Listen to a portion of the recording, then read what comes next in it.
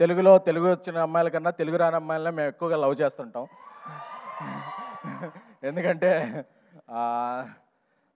తెలుగు వచ్చిన అమ్మాయిలు ఎంకరేజ్ చేస్తే ఏమవుద్దో తర్వాత నాకు తెలిసింది. సో అందుకని చెప్పి ఇక నుంచి నేను తెలుగు రాని అమ్మాయిలను ఎంకరేజ్ చేయాలని నేను, మా డైరెక్టర్ సాయి రాజేష్ గారు, మా కల్ట్ డైరెక్టర్ సాయి రాజేష్ గారు కోరుకుంటున్నాము. అంటే వైష్ణవి జనరల్గా తెలుగు అమ్మాయి అనగానే బేసిక్గా ఆఫర్స్ గురించి మొన్న ఎస్కేఎన్ గారు ఒకటి మాట్లాడడం జరిగింది. సో అది మీ దాకా ఏమైనా వచ్చిందా, మీ గురించి అని చాలామంది అనుకున్నారు. సో అది ఆయన ఎందుకన్నారో మరి నాకైతే తెలీదు. బట్ తర్వాత క్లారిటీ కోసం వీడియో చేసి పెట్టారు కదా, I think all is well. Siddhu గారు, అంటే సార్ టెంప్లెట్ బ్రేకింగ్ క్యారెక్టరైజేషన్స్ కానీ టెంప్లెట్ బ్రేకింగ్ రైటింగ్ కానీ మీ సినిమాల్లో చూస్తుంటా, అంటే మీ యూఎస్బీ అదే ఫస్ట్ నుంచి మిమ్మల్ని బాగా ఇష్టపడటానికి కారణం అదే. ఈ విషయానికి జాక్ విషయానికి వచ్చేసరికల్లా టెంప్లెట్ బ్రేకింగ్ ఏం జరిగింది? ఏం జరగలేదండి. టెంప్లెట్లోనే ఉంటుందా? టెంప్లెట్లో ఉంటుంది సినిమా, కానీ it is that film that every one can watch. మీరు ఎలా అట్రాక్ట్ అయ్యారు? అంటే మీకు యూజువల్గా ఉండే స్టోరీస్ కంటే కొంచెం ఆ క్యారెక్టరైజేషన్ అండి నాకు అదే చాలా ఇంట్రెస్టింగ్ అనిపించింది. అంటే ఒక పని చేయడం ఇంపార్టెంట్, కానీ ఆ పని ఎలా చేయడం అనేది కూడా చాలా ఇంపార్టెంట్. ఎందుకంటే మనకు ఒక పద్ధతి ఉంటుంది, మనకి ఇన్స్టింక్ట్ ఒకటి చెప్తూ ఉంటుంది, ఓకే ఇది ఇలా చేయాలి, ఇది ఇలా చేస్తే వర్కౌట్ అవుతుందని. బట్ ప్రపంచం అంతా అది అలాగా ఇలా చేయాలని చెప్తూ ఉంటారు. సో ఆ క్యారెక్టరైజేషన్ చాలా ఇంపార్టెంట్. మీకు చేంజ్ ఓవర్ ఎంత చేంజ్ ఓవర్గా ఉంటుంది క్యారెక్టర్? యాక్చువల్లీ నాకు చేంజ్ ఓవర్ కన్నా కూడా నాకు రెస్పాన్సిబిలిటీ తక్కువ ఉంది సార్ ఈ సినిమాలో. ఎందుకంటే భాస్కర్ గారు రైటింగ్ అండ్ ఆయన story is the major highlight of the film. నేను ఒక క్యారెక్టర్ని ఈ సినిమాలో. టిల్లుకున్నంత రెస్పాన్సిబిలిటీ నాకు లేదు. ఎందుకంటే టిల్లు ఏంటంటే ఉండదు, వాడి నుంచి నవ్విస్తాడు చూడండి అన్నట్టు ఉంటుంది. సో అది నాకు చాలా స్ట్రెస్. 1 hour 45 minutes నేను నవ్వించాలనే స్ట్రెస్ నాకు ఉండింది.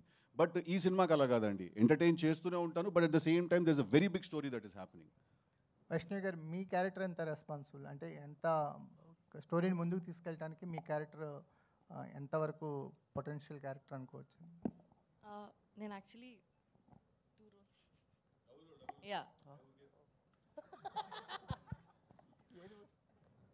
డబుల్ రోల్ ప్లే చేస్తున్నాను. అలా అవ్వడానికి ఒక కారణం ఉంటుంది, అంటే 2 రోల్స్ ప్లే చేయడానికి ఒక మెయిన్ రీజన్స్ ఉంటుంది. ఆ రీజన్ చాలా ఎంటర్టైనింగ్గా, చాలా ఇంట్రెస్టింగ్గా ఉంటుంది. అదే మొత్తం సినిమాలో ఎక్కువ స్పేస్ అండ్ ఇంట్రెస్టింగ్గా ఉంటుంది. వైష్ణవి గారు, నేను వెంకట్ ఇంటికి అండి. బేబీ తర్వాత మీరు నెక్స్ట్ మూవీ చేశారు, అది అంత సక్సెస్ కాలేదు.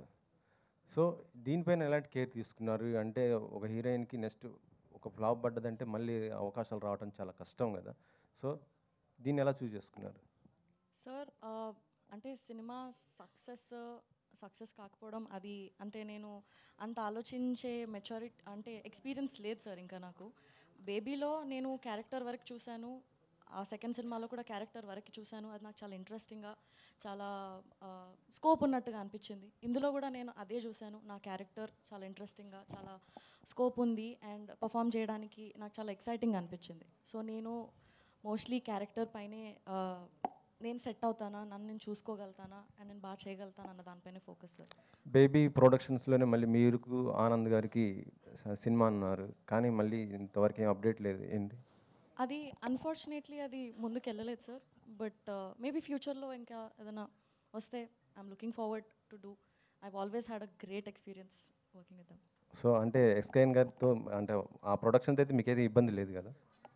ఉందని ఎవరు చెప్పారండి? అంటే మొన్న దాంట్లో కొద్దిగా సోషల్ మీడియాలో అయితే ఇదే వైష్ణవి గారిని ఇలా అన్నారు అనేసి కొంత ఇదైతే అయింది. అదే చెప్తున్నాను, ఎవరిని అన్నారో మరి నాకు తెలీదు. బట్ ఏదైతే బయటికి వచ్చిందో న్యూస్, దానికి ఆన్సర్ చేయడానికి ఒక వీడియో చేసి పెట్టారు. ఐ థింక్ దాంతో ఆన్సర్ వచ్చేసింది అనుకో. ఆయన నన్నేం అనలేదు కదండి. సిద్ధు గారు, అది సిద్ధు గారు ఒక